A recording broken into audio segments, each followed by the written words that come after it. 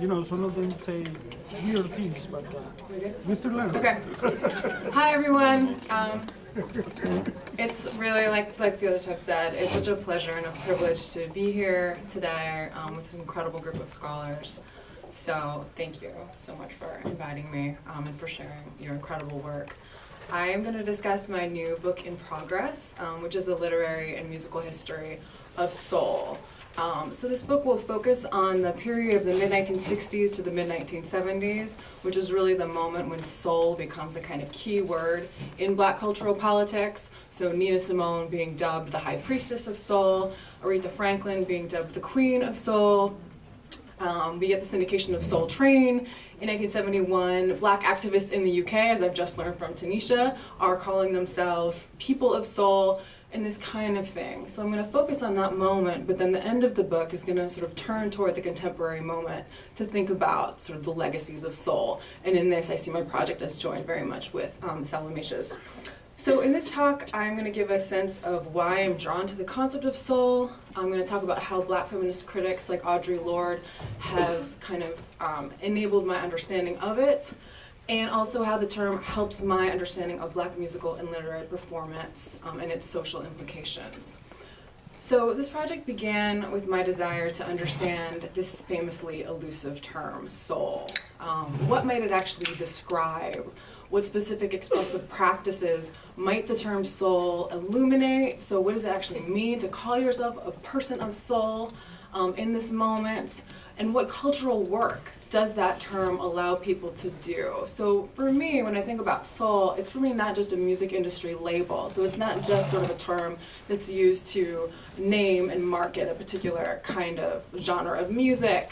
Nor is it just sort of a quality. So I'm really not interested in saying kind of who has more or less soul, who's more or less soulful, although I have to admit that it can be sort of tempting to fall into that line of analysis.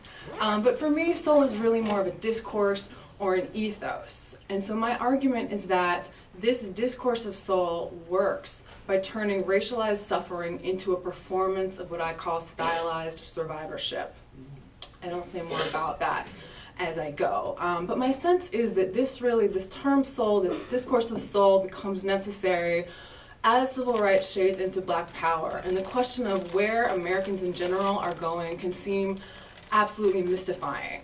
So what can we possibly imagine on the other side of a struggle for integration in which white parents are violently attacking Black children for trying to go to school, for example? What is on the other side of that kind of moment? When all the leaders seem to be, are being killed, these are moments in which what Martin Luther King called soul force might be all that can get people from here to there. Again, to even trying to imagine what is on the other side of the struggle, because if you didn't necessarily want to live next door to white people before they bombed your house, then how do you even imagine where people are going to go, together or separately? So what I think is that soul is a kind of secularized version of the faith and the pride that Black people will not only survive but continue to thrive in the face of continued attempts to destroy them. In more immediate disciplinary terms, my impulse to examine soul now is motivated by my frustration with the rise of post-soul discourse. So I'm sure many of you are familiar with this term, but just quickly, in the last 5 years or so, critics have begun to use the term post-soul in many different ways, but the way that I take issue with is the use of post-soul to celebrate a post-civil rights Black cultural production in opposition to a particular and reductive image of late 1960s Black cultural politics. So for example, Bertram Ash, who's an editor of a special issue on post-soul aesthetics that came out in 2007 in African American Review, Ash claims that as opposed to the, quote, fixed, ironclad Black aesthetics of the 1960s, post-soul artists represent Blackness as constantly in flux, and those are his terms. So in such formulations, we can see that post-soul is sort of everything funky, and soul is its racially essentialist, masculinist, heterosexist, and anti-cosmopolitan other. This is a surprising feat for a term that Amiri Baraka once associated with, quote, the digging of everything. The term soul was absolutely linked with Black identity. There's no question about that. I mean, so much so that by 1968, Aretha Franklin could offer a reporter what had to be the briefest definition that anybody gave in that era when he asked her what is soul, and she just said soul is Black. But that's not to say that soul was rigidly defined.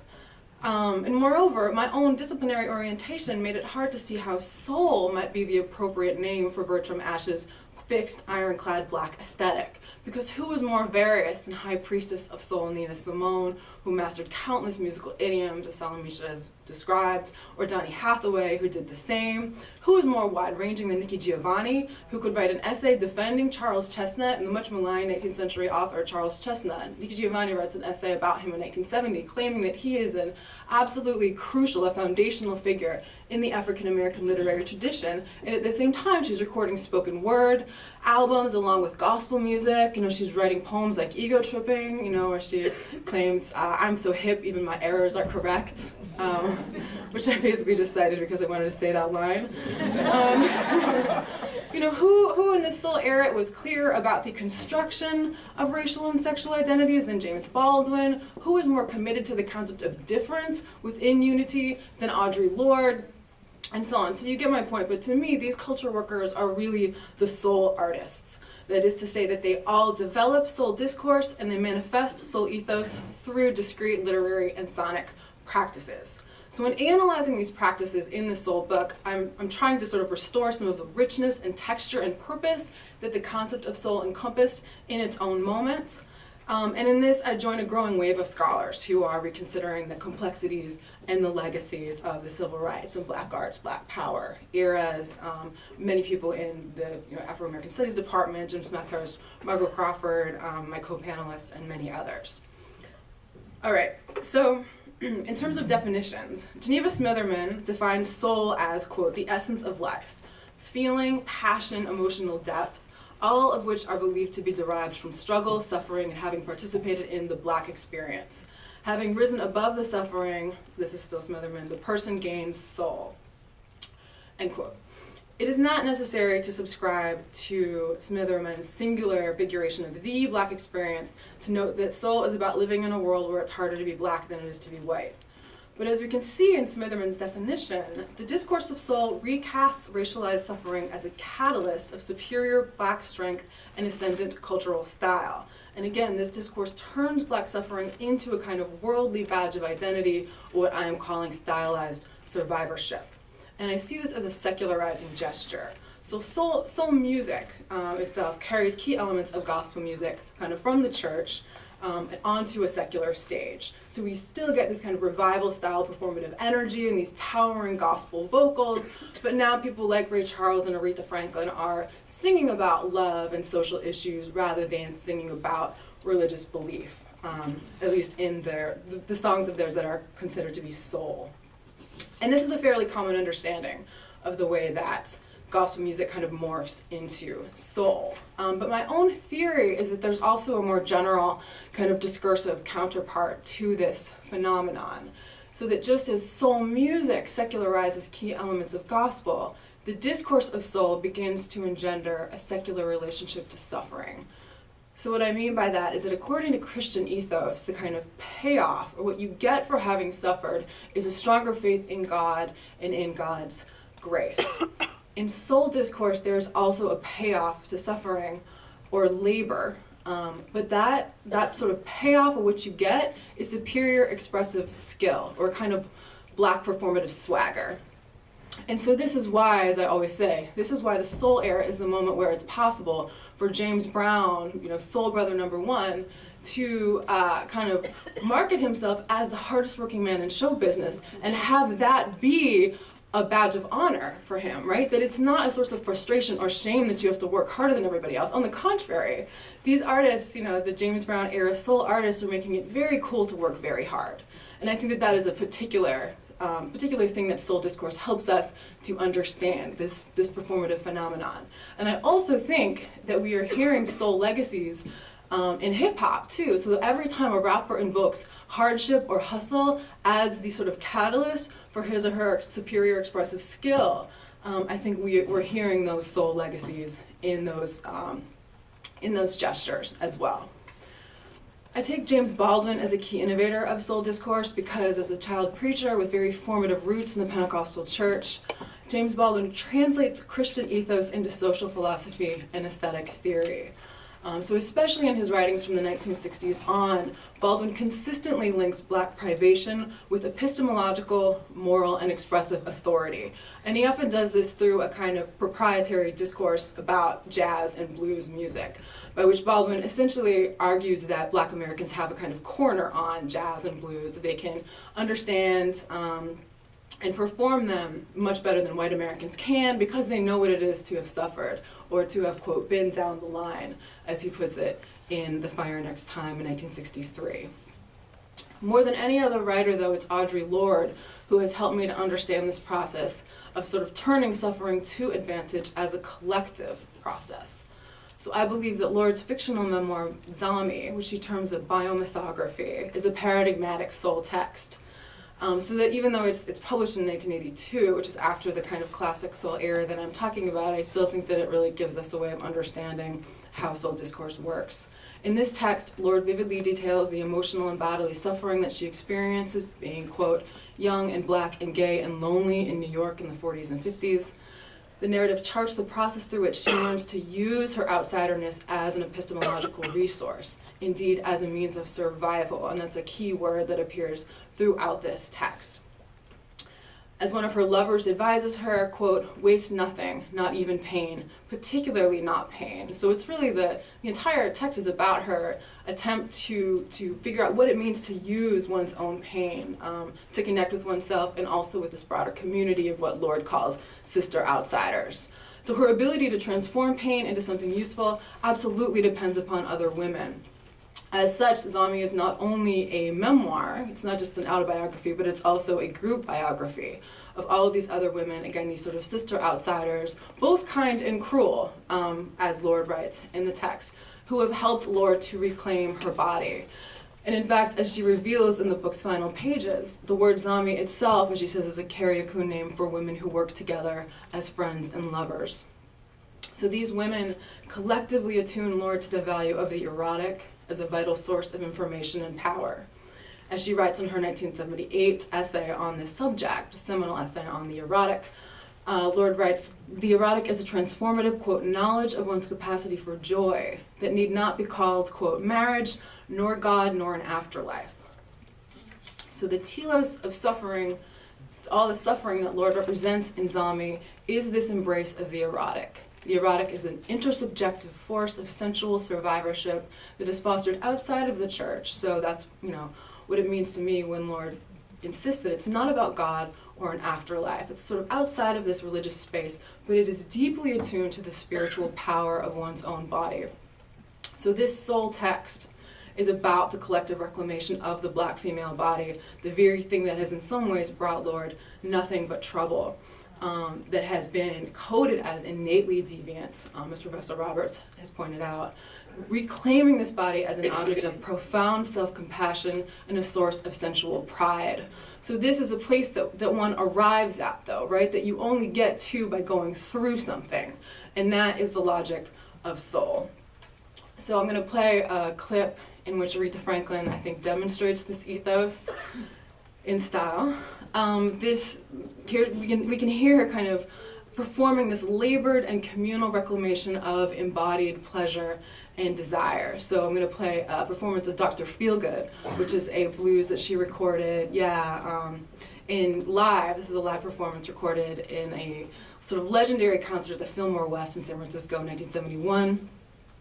It's a song that she wrote with her then husband, Ted White, and we're going to hear in this performance how she uses gospel techniques to sacralize and communalize female sexual desire. And particularly, I think, with Zami in mind, we can hear a powerful homoerotic strain in this woman-centered performance as Franklin activates the sensual pleasures of witnessing, or we might think of the kind of erotics of shared survival that we hear in this moment. So I'm going to, first of all, just describe some of the things that you're going to hear, and then I'm going to play you the first few minutes of this song.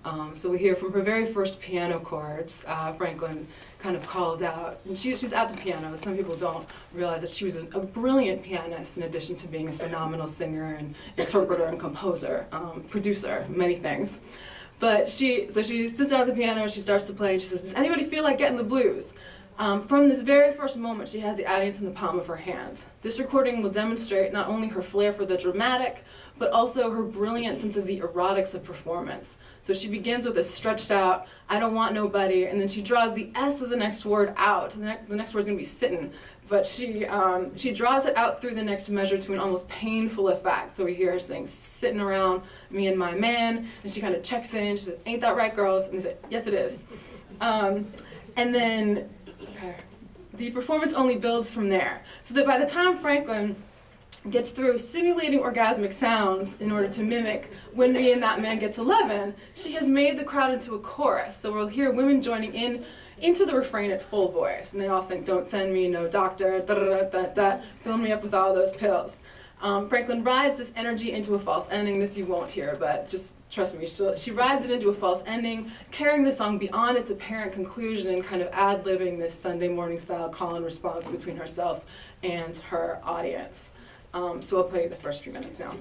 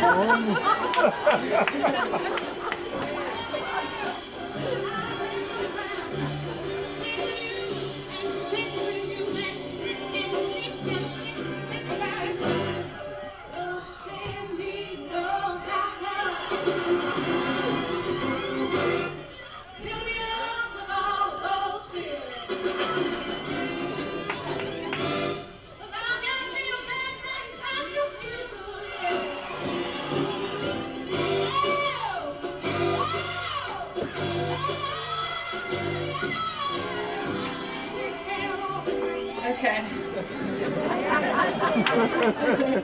Sarah will have to end it there, but all right. I'm gonna just leave that but also you might have heard that break in her voice just before I stopped it, and really, that sense of just going for something so hard, that labor, that sense of working, and also working it, and also working for it, right? And that sort of orgasmic moment. So much labor there, and yet through that, this real sense of reclamation of the Black female body, its pleasures, its desires, and in this communal context. So while the song is putatively about a man named Dr. Feelgood, and indeed begins with a complaint about other women who keep the speaker from him, Franklin's performance also creates a space in which women can experience sexual desire together. So ain't that right, girls? Yes, it is. Indeed, by the end of the song, Dr. Feelgood has been demoted, I think, from the primary object of the speaker's desire to a communal property. So the kind of punchline of the song in that last verse is, and after one visit to Dr. Feelgood, you'll understand why Feelgood is his name. And so I always hear this as a kind of, sort of like, you've got to try him too, type of finale that, again, kind of makes Dr. Feelgood more of a communal type of property. It works to suggest that Dr. Feelgood, as both the subject of the song and as the song itself, is in fact a sort of pretext for female homosocial bonding, or what Franklin's gospel idiom encourages us to call communion. So in conclusion, I'll just suggest that this affirmative sort of communion, this performance, this reality remains as impressive and as necessary now as ever, particularly at a moment when the murderous assault upon Black people's right to inhabit public space can make the sheer fact of surviving, whether in stylized manner or not, seem like a victory. Thank you.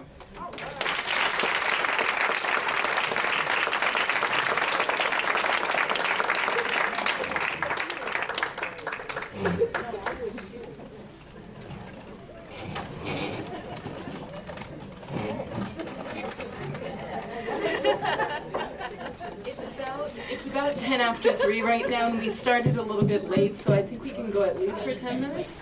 Yeah, okay, so, any questions?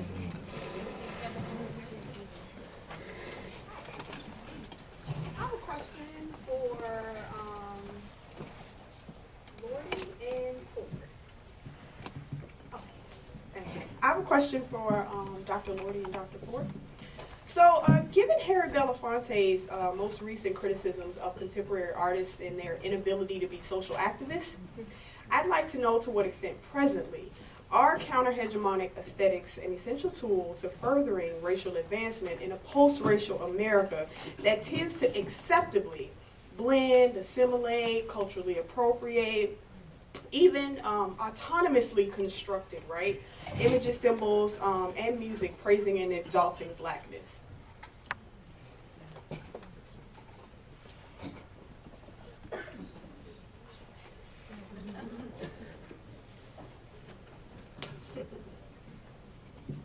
Sorry, could you just repeat that? Or just sort of paraphrase what? Okay, so I was What you're saying, asking. given, Harry Belafonte has been very vocal about how, people in the industry, he also critiqued, some, yeah, but no, he was criticizing people in the industry, and he was also criticizing athletes, right?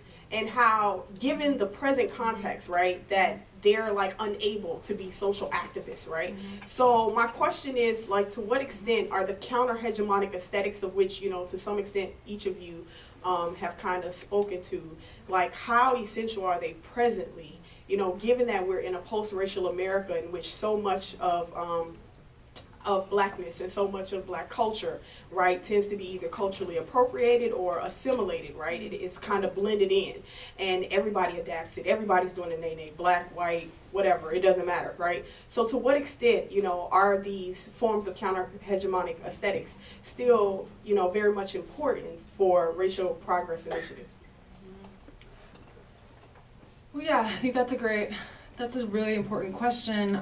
For me, I guess one way that I would address that question, and there are many ways in which we might do this, but as a cultural critic, I think a lot of it has to do with practices of reading. So that when I read Aretha Franklin's performance of Dr. Feelgood, I don't know that Harry Belafonte would think that that's a particularly radical performance, so that that's an affirmative if that's, a kind of positive image, if you want to put it in that term, if Aretha is being a proper race woman for him. I don't know that he would think that, but I think that there are ways of reading that performance and understanding, kind of reading into the breaks almost, as Tanisha is doing, those breaks in the historical record, to find other ways of defining what activism and what resistance actually is. Does that make sense? So that reclamation of pleasure, the politics of pleasure that people like Joan Morgan have been stressing, I think are so important in this conversation. And so for me, one place that my mind goes would be to a Beyonce, and if we read her through the politics of insisting upon pleasure, I think we can see that actually as a powerful gesture in this moment, even in the face of appropriation. But again, I think that not everybody's going to be with me on that. Yeah. No. Thank you for your question, Armanthea. It's definitely a good one. So part of what I'm trying to do with my book is expand the ways in which we think about the Black freedom struggle, because I think that's part of the issue for me, at least, is that if we think about the 1960s moment as a moment that was all about public access to, restrooms, buses, all these sorts of things, we miss out on the types of embodied activism that I feel is so critical to that movement. So when, in my book, when I try to expand this idea of what the Black freedom movement was about and what activism looked like, right? So if we can think about how wearing this kind of soul aesthetic or this soul style in an environment where that was read as transgressive, particularly if you're doing that and you're also queering that aesthetic, for me that's an important part of the history that needs to be reclaimed, because if we can operate from that broader understanding of the Black freedom movement and its goals, then it would allow us to have a more nuanced understanding of what activism is looking like today. So for example, my book helps to then chart a trajectory of aesthetic politics related to dress that then helps us to understand, for example, the Million Hoodie March, right, that takes place after Trayvon Martin is murdered. How can we understand that as a form of collective activism that's about this embodied experience of violence against Black bodies, okay? So I think that Belafonte in many ways is operating using a framework of Black freedom that thinks about it in a way that discounts some of the aesthetic issues related to embodiment that I think he was very instrumental in helping to set the standard for, right? So again, for me, it's all about complicating, and I think that's, when I think about a new direction in cultural studies, it's a direction that allows us to take up those spaces that previous studies of the civil rights movement haven't allowed us to enter into. Can I just defend Harry Belafonte for a second? Because I saw him speak recently at the Schomburg, and I thought he gave a really nuanced and insightful understanding of the relationship between art and activism. And so, obviously using his own legacy, and I'm as drawn to him as I am to Nina Simone. So, I think the critiques of certain artists today are really valid when you're thinking about the relationship between art and actual social movements, right? So if we're thinking about, and this is I understand as cultural critics and readers of text that we are always reading into things to see, so my reading of Kanye is both a recovery of Nina Simone, but problematizing, but also critiquing his sexism is an overread in some way. The Kanye is deeply problematic, but at the same time, I'm interested in his use of Nina Simone, right? But I just think that what Belafonte is really getting us to look at and understand is that that there isn't this neat separation, right? So that if Beyonce is proclaiming to be a feminist, then it should be, in his mind, tied to on-the-ground activism. And maybe it is, right? Maybe we aren't doing enough work to understand how it is, but that's at least his vision. And I don't think we should fully dismiss that, not like you were, but I feel in this particular moment, there is a way in which it's the performance of feminism and an embodiment of feminism without necessarily a tie to feminisms as a social movement. So that's just my thing. But anyway, that was, that's why I'm interested in this one, I guess, too. Anyway. Can I just ask you a follow-up question? Yeah, follow-up question, sorry. So what would it look like for Beyonce to participate in the social movements of feminism? Beyonce? Yeah. Well, I guess I would think she'd be well, her fans, I imagine, some are and some aren't. So I don't think her fans aren't necessarily doing that work. I mean, she's doing some of it. I think part of the challenge with Beyonce is that she's both has this long history of a kind of growing up around black women who have a sophisticated identity around gender on one hand, but it is finding the language of feminism at this very moment. And so we're trying to use her as like, someone recently said, like, there's baby feminism and there's like adult feminism. And so she's emerged as like the figure of adult, and I know it's like pejorative and hierarchical and unfeminist for me to say, but I think that she's becoming the symbol of like a very complicated history of black feminist critique at the moment when she's discovering the language of feminism. And so I think there has to be space for her to become maybe the feminist that we want her to be.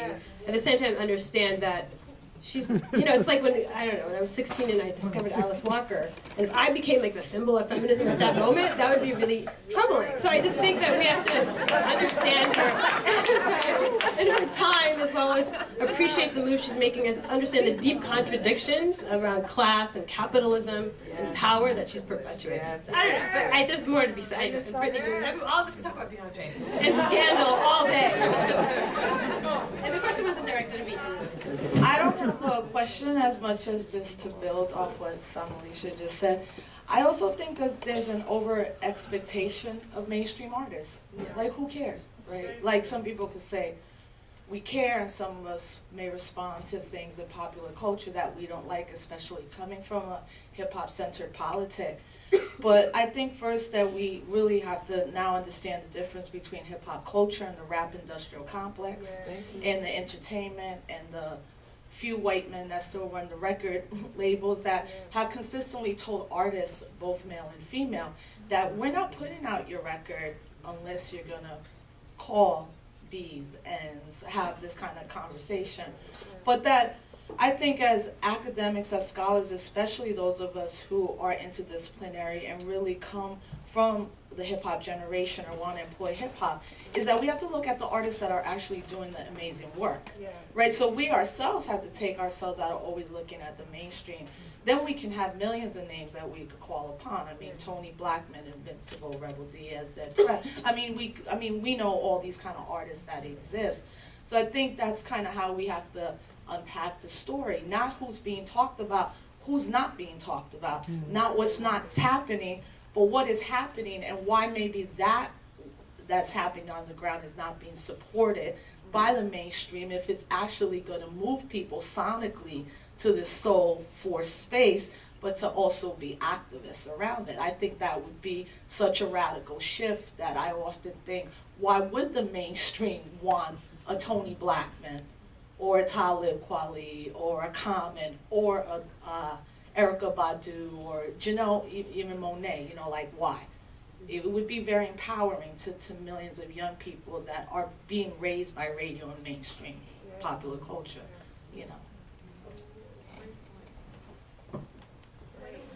Take one last question. Yeah, I need a mic. I don't need a mic. Yes, you do. I think you have to remember that these audiences for these concerts are mixed audiences, men and women. Yeah. And that men are singing along because we are Dr. Feelgood. See, so the women talk about the way you perceive yourself. So when she's hollering, you're sitting there with your lady next to you, a little bit tighter. And if you listen to that same album, Ray Charles sang, "Gonna Find Me a Woman Tonight," and then she says, that whole album in Fillmore East, Ray Charles comes in. Yeah, Right? And Ray Charles just sexualizes the thing from the male point. So in fact, the album it really is communal that men and women are involved. And if you want to get the other side of that, you take Marvin Gaye, right? Marvin Gaye singing of the national anthem, at the NBA All-Star game, in which he makes the national anthem into a love song where women, it's the women that are screaming, not the men. It's, what is he doing? But if you listen to that, by the time he gets to the rockets, red glare and bombs bursting, these women are screaming all over the place, right? Then he follows it up on that with sexual healing, right? I mean, it's not just a gender thing. This is a communal feeling, because soul is about trying to kind of we're more civilized than white people are. Like it's a black thing, you wouldn't understand. right? What was the other thing we used to say? What's the other one we used to say? The goal is to try to teach people how to kind of loosen up a little bit. Because civilization, they're not going to make it because like Richard Nixon can't dance.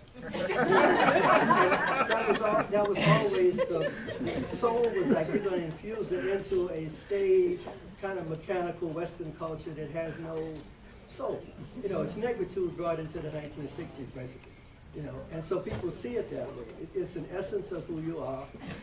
You don't expect white people to get it, but you know, they're working on it. You know, they're trying to get their market. You know, but if they tried it, that's what you give them credit for. But it's not a gender thing as such. It's a group thing. You know, that's why you take, you know, your old lady, your girl, to the concerts. You know, like she ain't going home with Marvin Gaye. She's going home with me. Right? You know, so what they work things. So, you know, some people wouldn't take their women to, you know, these male artists like Smokey Robinson and so forth. They said, no, I got tickets on the front row. Like the Smokey Robinson going home with the Miracles. Right?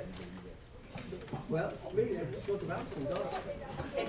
So it's a whole way of life that's sexualized because it's sexualized against the asexual nature of Western society and Western culture. But Professor Bracy, I heard Emily to be saying that not that it was a female-centered project, but rather that she invoked a female genealogy of how we would think about soul, right? So giving a female genealogy doesn't exclude men. It just it says that we can tell the story of soul, for instance, not by beginning with James Brown, right, or not focusing on Marvin Gaye. And so what kind of narrative do you get if you tell it as a story of women artists co-authoring or primarily authoring that aesthetic? So I don't. I'm just saying that men listen to female artists too. But I guess what I'm pushing back against is this sort of move that happens sometimes. That one of the challenges that we have in the field is that when women claim the space to sort of author these genealogies from a female-centered perspective, even though it's not that what you said is factually inaccurate, it's that the move is as though when we tell the story of women that we're automatically excluding men or that we're not acknowledging that they're in the room. But we always know men are in the room, particularly around histories of black music, right? It's women that don't get talked about as being the authors of these kinds of intellectual and cultural traditions. And to me, that's one of the important parts of her intervention, which is not separate and apart from your intervention. Yeah, I'm just thinking that everybody else is digging Rita having orgasm too. I mean, yeah, I think that's a great point, Brittany. I wanted to speak to that too because what I'm finding as I trace like the genealogy of soul as a style, like with the dress and fashion, a lot of the men weren't involved with these conversations because they saw fashion as a space that was gendered female, right? So it gave women a space to use print culture, magazines, these sorts of things to talk about body politics as it related to their experiences as black women. And in many times too, we're using black women's body to project what black freedom is supposed to look like upon their bodies. So it really does become this space where we get a totally different history if we look at the history through a female-centered lens. So yeah, great point. I'm glad you raised that. I think that's a wonderful place to end this part of the conversation. So I just want to thank the three of you for.